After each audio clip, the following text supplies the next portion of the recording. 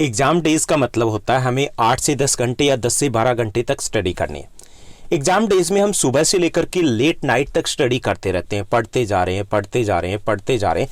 उससे हम lazy feel करते हैं, टायर्ड फील करते हैं। कई बार ऐसा भी होता है हम लो फील करते हैं, या कई बार फोकस नहीं हो पाता क्योंकि घर से, किचन से आवाज़ आ रही है या पड़ोसी के कुकर की सीटी हमें सुनाई दे रही है। कई बार हमें ऐसा भी होता है इन एग्ज़ाम डेज़ में कि लेट नाइट तक स्टडी करनी है और हमें नींद आ रही है, लेकिन हमें सोना नहीं है क्योंकि हमें अच्छा स्कोर करना है, हमारा टारगेट वो पूरा नहीं हुआ है। या हम फोकस नहीं कर पा रहे हैं क्योंकि हमारे माइंड में बहुत कुछ चल रहा है, डे ड्रीम्स करें, हम सोच रहे हैं ये होगा तो क्या होगा, ये होगा तो क्या होगा, उसने क्या किया, इसने क्या किया, लाइक दैट। तो ये टोटली क्या है, ये टोटली हमारा वेस्टेज ऑफ टाइम होता है, यानी प्रोडक्टिविटी नहीं हो पाती। हम फोकस नहीं कर पा रहे, बुक्स लेकर के बैठे लेकिन हम कुछ कर नहीं पा रहे। तो उस वक्त सबसे इंपॉर्टेंट होता है म्यूजिक, यानी स्टडी प्लस म्यूजिक मतलब फोकस, कंसंट्रेशन। अब हम आज बात करेंगे कि हम म्यूजिक कब सुने, कैसा म्यूजिक हो, कैसे सुने, और मैं कौन सा म्यूजिक सुनता हूँ और कब सुनता हूँ। तो उस सब की बात करने वाले, तो बहुत इंपॉर्टेंट सेशन आपके लिए होने वाला है। सबसे पहले बात की जाएगी कि क्या म्यूजिक सुनना चाहिए। सुनना चाहिए, हमें म्यूजिक सुनना चाहिए। स्टडी में कंसंट्रेशन लेवल है वो बहुत अलग लेवल पर चला जाता है जब हम म्यूजिक सुनते हैं। अब म्यूजिक कैसे सुनना चाहिए, किस टाइप का सुनना चाहिए। म्यूजिक सुनने का मतलब ये नहीं कि आप यहाँ पर सिद्धू मूसेवाले के सॉन्ग सुनो या नेहा कक्कड़ को सुन लो या दिलजीत को सुन लो, ये नहीं सुनना हमें, क्योंकि यहाँ पर अगर इनको सुनना शुरू कर दिया तो हम तो लिरिक्स को साथ ही साथ बोलेंगे। अब लिरिक्स को अगर बोलेंगे तो हमारा स्टडी करने का तो कोई फ़ायदा ही नहीं हुआ, क्योंकि हम एक ही चीज़ के ऊपर कंसंट्रेट कर सकते हैं। तो म्यूजिक कैसा होना चाहिए। हमारा जो माइंड है, साइंटिफिकली मैं बात कर रहा हूँ कि जो हमारा माइंड होता है उसकी अलग अलग स्टेट होती है। डेल्टा होता है, थीटा होता है, अल्फा होता है, बीटा होता है और गामा होता है। ओके, ये अलग अलग स्टेट होती है हमारे माइंड की। डेल्टा स्टेट में हमारा माइंड होता है जब हम सो रहे होते हैं, यानी कि सो रहे होते हैं, रिलैक्स मूड में होते हैं, तो उस वक्त हमारा माइंड होता है वो डेल्टा वेव्स जनरेट करता है। उसके बाद दूसरा होता है थीटा वेव। थीटा वेव कब जनरेट होती है, हमारा माइंड थीटा वेव के अकॉर्डिंग कब वर्क कर रहा होता है, जब हम डे ड्रीमिंग कर रहे होते हैं, यानी कि कुछ सोच रहे होते हैं, बिल्कुल शांति के साथ कुछ सोच रहे होते हैं। जैसे हम जब नहाते हैं तब हमारे मन में काफ़ी सारे आइडियाज़ आते हैं। या कई बार ऐसा भी होता है कि लाइट्स चले गई, हमारा मोबाइल हमारे पास नहीं है, हम लेटे हुए हैं, उस वक्त हमारे माइंड में कई सारे आइडियाज़ आते हैं। स्पेशली जब हम सोने जाते हैं तब आइडियाज़ आते हैं, उस वक्त हमारा माइंड थीटा स्टेट में होता है। उसके बाद अल्फा स्टेट होती है। अल्फा स्टेट होती है कि जब हमारा माइंड कंट्रोल्ड वे में हो, कंट्रोल वे में हो, यानी कि अंडर कंट्रोल हो, हम जैसा चाहें वहां पर फोकस करवा पाएं, तो वो होता है हमारा अल्फा मोड। अल्फा मोड में जब हमारा माइंड होता है तब हम ठीक से स्टडी कर पाएंगे, यानी कि अल्फा मोड में ही हम स्टडी करते हैं। उसके बाद दो और स्टेज होती है। जो नेक्स्ट स्टेट होता है वो होता है बीटा।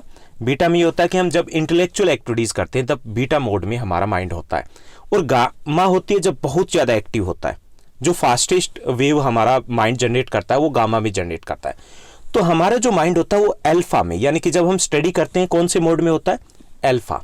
अल्फा वेव है वो जनरेट होती है। हमें अल्फा वेव में रहने के लिए, यानी कि क्योंकि तभी हम कंसंट्रेट कर पाएंगे, तो उस वक्त हमें म्यूजिक सुनना चाहिए। कौन सा म्यूजिक सुने, तो पहली चीज़ तो हमने क्लियर की कि हमें म्यूजिक अपनी लैंग्वेज में नहीं सुनना है। जैसे आप बॉलीवुड सॉन्ग की बात करें, पंजाबी या भोजपुरी सॉन्ग है जो आपको समझ में आते हैं, जिसके लिरिक्स, वो नहीं सुनने होते, क्योंकि वो अगर सुनेंगे तो हम एक ही काम कर पाएंगे, या तो म्यूजिक सुनेंगे या फिर हम स्टडी करेंगे। हमारा मेन फोकस क्या है, हमें स्टडी करनी है, इसलिए म्यूजिक सुन रहे हैं, ना कि म्यूजिक सुन रहा है इसलिए हम थोड़ा बुक लेके बैठे हैं, ऐसा तो नहीं है। तो हमें पहली चीज़ तो हमें वो म्यूजिक नहीं सुनना है। तो दूसरी चीज़ आती है कि एक स्पेसिफिक टाइप का भी म्यूजिक आपको अवेलेबल होगा। आप गूगल कीजिए, गूगल पे अवेलेबल हो जाएगा, यूट्यूब पर भी सर्च कीजिए, आपको बहुत सारे ऐसे म्यूजिक अवेलेबल हो जाएंगे। आपको क्या करना है, alpha wave music to study, alpha wave music to study, उसको सर्च कीजिए। वो आपको मिलेंगे 4, 5, 6 घंटे के, 1 घंटे के, 2 घंटे के, 3 घंटे के, ऐसे मिलेंगे। तो उसको आप सुनिए, उसको सुनिए, वहाँ पर आप चेक कीजिएगा, एक बार ट्राई कीजिएगा, आपको लगेगा कि बहुत अच्छे तरीके से आप फोकस कर पा रहे हो, आपकी नेगेटिविटी वो दूर चली गई है, आपके माइंड में और कोई आइडियाज़ नहीं आ रहे हैं, आपको कहीं पर भी डिस्ट्रैक्शन नहीं दिखाई देगा, आप सिर्फ कंसंट्रेट करोगे, फोकस करोगे अपनी स्टडी के ऊपर। तो पहला वे तो ये है कि आप अल्फा म्यूजिक, जो अल्फा वेव म्यूजिक है, उसको सुनिए।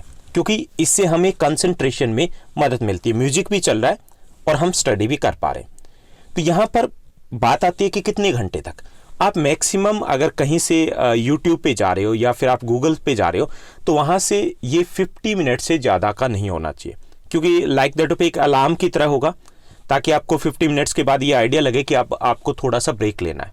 ब्रेक लेना होता है ना, पोमोडोरो टेक्निक की हमने बात की थी एक वीडियो में, तो पोमोडोरो टेक्निक भी ये कहता है कि कुछ टाइम के बाद हमें ब्रेक लेना है, तो उससे ज़्यादा का नहीं होना चाहिए। दूसरा एक वे ये है कि आपको ये लगता है कि नहीं, वहाँ पर भी जो आपका अल्फा वेव है उसकी बजाय आप कुछ और प्रेफर करना चाहें, जैसे मैं प्रेफर करता हूँ जनरली रात के 1 बजे के बाद अगर मुझे स्टडी को कंटिन्यू करना है या कुछ भी मैं ऑफिशियल वर्क कर रहा हूँ, तो उस वक्त मैं टर्किश सॉन्ग को सुनना पसंद करता हूँ, रशियन सॉन्ग है उनको सुनना पसंद करता हूँ। लिरिक्स समझ में ना आए लेकिन पॉजिटिव वाइब्स आती है, माइंड ब्रेन है वो ज़्यादा एक्टिव होता है, तो वो नींद है हमें नहीं आ पाती और हम कंसंट्रेट कर पाते हैं। क्योंकि अगर हम बॉलीवुड सॉन्ग सुनेंगे तो हमारे माइंड में चलेंगे 2 या 3 दिनों तक। तो आपके पास 2 ऑप्शन है कि कैसा म्यूजिक सुने। आप अल्फा वेव स्टडी म्यूजिक सुन सकते हो, दूसरा आपके पास जो फोन लैंग्वेज है या फिर साउथ इंडियन लैंग्वेज है उनसे रिलेटेड म्यूजिक को सुन सकते हो, जैसे टर्किश मैं सुनता हूँ, आप ट्राई कीजिएगा, या फिर आप रशियन है या अरेबिक है म्यूजिक है उनको सुनिए। उसके लिए क्या करना है, आपको लाइव कभी नहीं सुनना है। ऐसा नहीं है कि आप उनको सर्च करते रहो। आप पहले किसी दिन थोड़ा सा टाइम हो, जब आप लेजी टाइम हो, फ्री बैठे हो, तो उस वक्त आप उसको सर्च करके सेव करके रख सकते हो। ओके, तो ये तो बात हुई कि हमें कैसा म्यूजिक सुनना है। अब बात आती है कि कब सुनना है। हमें सुनना है कब, जब हमें लगता है कि जैसे लेट नाइट तक हम स्टडी करें, हमने 12-1 बजे तक स्टडी कर ली, ब्रेन थोड़ा सा टायर्ड फील कर रहा है, ब्रेन थोड़ा सा हमें लगता है कि कम एक्टिव है, तो उस वक्त तब तक हम स्टडी नॉर्मल मोड में करें, उस वक्त हम फिर लास्ट का जो 1 आवर है उसमें हम म्यूजिक को सुनेंगे। या फिर हमें म्यूजिक सुनना चाहिए जब हम एग्जाम के लिए जा रहे हैं, उससे थोड़ा पहले हमने स्टडी को, बुक को, सब कुछ फिनिश कीजिए और म्यूजिक को सुनिए, ताकि हमारा मूड है, थोड़ा सा मूड है हमारा चेंज हो सके। जैसे स्कूल के लिए निकलते हैं तो उस वक्त म्यूजिक को सुना जा सकता है। ओके, या फिर आपने ब्रेक लिया, सब्जेक्ट को स्विच कर रहे हो, आप मैथ्स पढ़ रहे हो, उसके बाद आपको हिंदी पे आना है, तो उस दौरान इन बिटवीन आप 5 to 10 मिनट्स के लिए म्यूजिक को बीच में लगा सकते हो, उनको सुन सकते हो। ओके, तो हमें कैसा सुनना है ये बात हो गई, कब सुनना है ये बात होगी, कैसे सुनना है। कभी भी हेडफोन्स के साथ नहीं सुनना है, लाउड नहीं सुनना है, क्योंकि लाउड म्यूजिक का मतलब ये नहीं कि हम म्यूजिक के लिए वो म्यूजिक सुन रहे हैं, हम म्यूजिक सुन किस लिए रहे हैं, वो हम स्टडी के लिए सुन रहे हैं। तो हमारा जो म्यूजिक है वो बैकग्राउंड में होना चाहिए।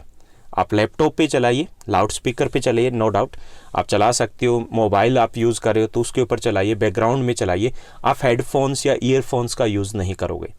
तो ऐसे अगर आप फोकस करोगे तो हमारे लिए म्यूजिक वो हेल्पफुल होने वाला है। ओके, तो हमें म्यूजिक है वो सुनिए आप, बेहतर है, क्योंकि हम कंसंट्रेट कर पाएंगे, हम डिस्ट्रैक्शंस को अवॉइड कर पाएंगे, हमारे माइंड्स में जो नेगेटिव वाइब्स आ रही है उनको अवॉइड कर पाएंगे। लेकिन हमें सुनना कब है इस चीज़ का ध्यान रखना है, और कैसे सुनना है इसका ध्यान रखना है। उम्मीद है आपको अच्छे समझ में आया होगा। हाँ, एक और वीडियो आपके काम की है जो हमने पिछले दिनों पब्लिश की है। जैसे प्री बोर्ड्स आपके एग्जाम होते हैं, एनुअल एग्जाम होते हैं, उससे पहले के जो एग्जाम होते हैं वो बहुत इंपॉर्टेंट होते हैं, बहुत ज़्यादा इंपॉर्टेंट होते हैं, अगर हमें 95% के आसपास का टारगेट अचीव करना है। तो आप इस वीडियो को भी ज़रूर देखिएगा, काफ़ी हेल्पफुल रहने वाले। और अगर आपको ये आज का सेशन अच्छा लगा, एपिसोड अच्छा लगा, तो इसको लाइक और शेयर करना मत भूलिएगा। Thank you, bye bye, have a nice day.